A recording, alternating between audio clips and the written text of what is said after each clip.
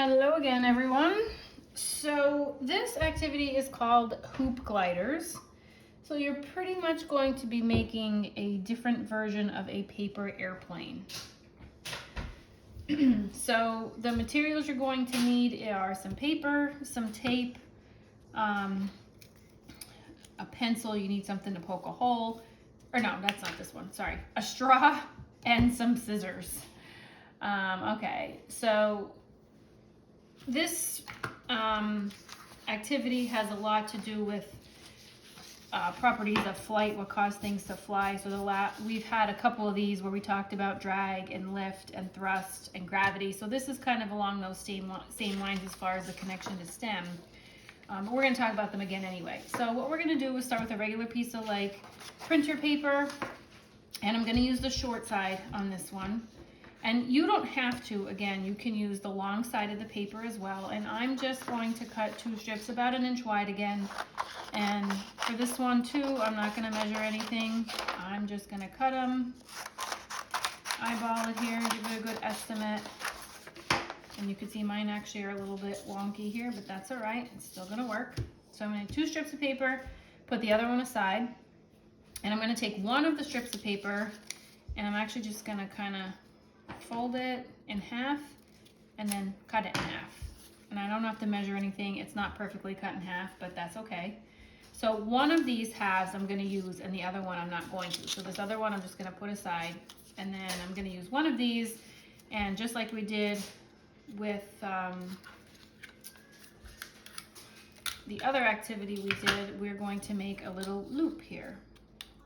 So I'm just going to overlap the 2 ends, take a piece of tape, and make a small loop out of that, or a hoop.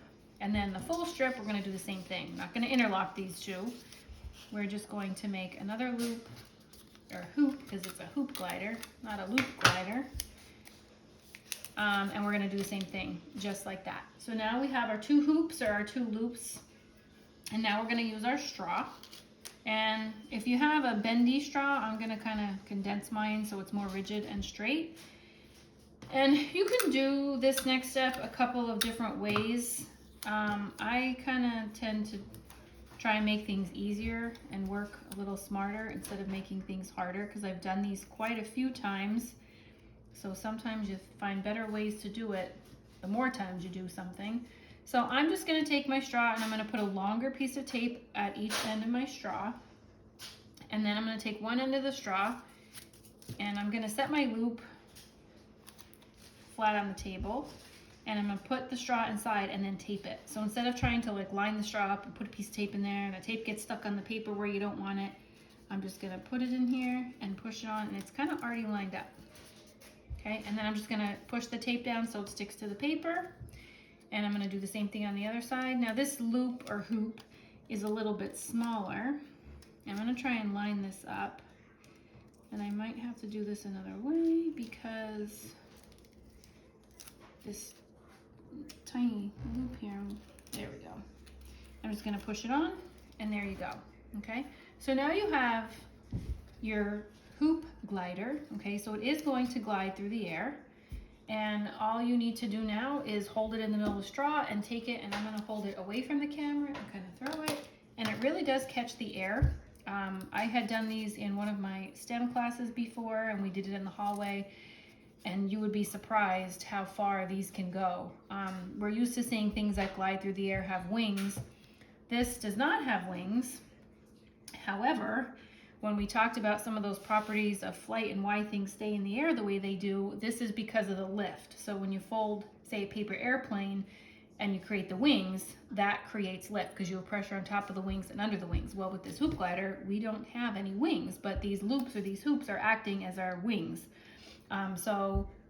The hoops on either end of the straw, they create the force of lift all around the hoop. So sometimes these actually work better than a paper airplane. They really do catch and stay in the air longer sometimes. So some of the other things we can talk about, the weight, okay, so depending on how heavy something is can affect how long it's going to stay in the air.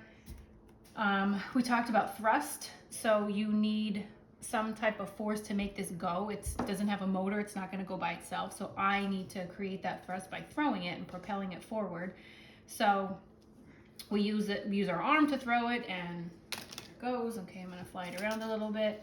And then it will begin to lose that force, that thrust as it goes through the air, and that's why it kind of like nosedives and ends up going down into the ground.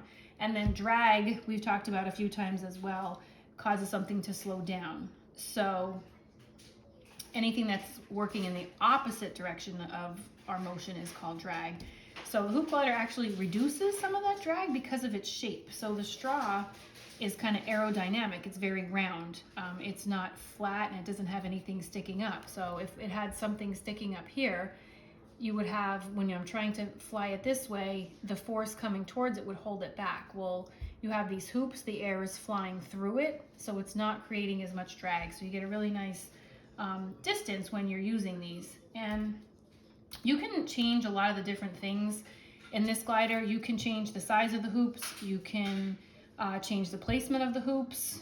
You could use a second straw.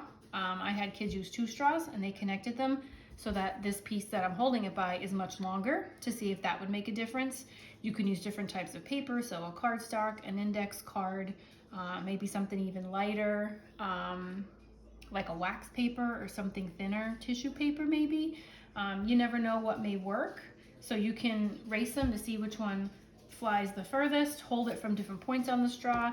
You know, you can hold it further back here or further here, or maybe in the middle, and measure it. Have like a starting point and see how far it goes. So these are a lot of fun.